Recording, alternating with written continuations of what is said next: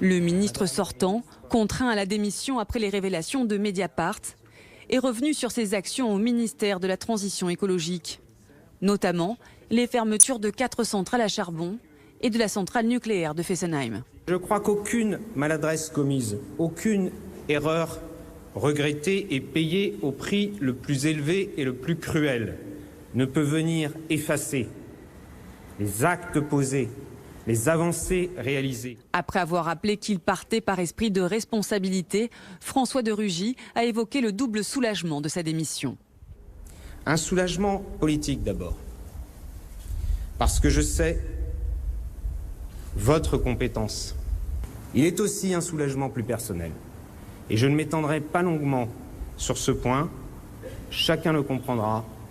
Et je pense que chacun me comprendra.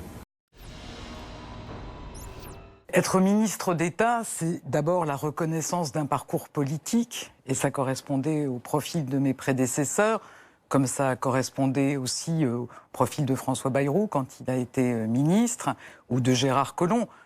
Enfin, il ne vous a pas échappé qu'effectivement, je n'ai pas ce parcours-là, j'ai un autre parcours dont je suis fier et dont je pense qu'il me donne des atouts. Ça dit aussi une priorité. La priorité, elle est très claire. C'est celle du président de la République, c'est celle que le Premier ministre a rappelée dans son discours de politique générale.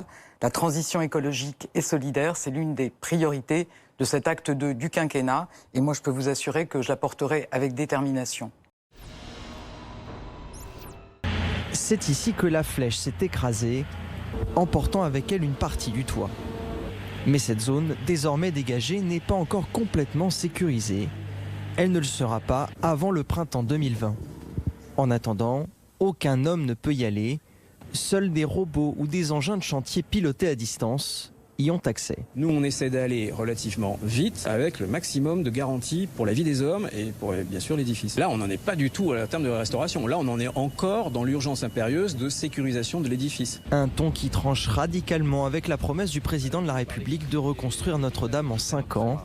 Mais pour le ministre, venu constater l'avancée des travaux, l'ambition est maintenue. Ça sera la Commission nationale et vous-même qui prendrez la décision. Regardez tout ce qui a été fait en 3 mois malgré tout.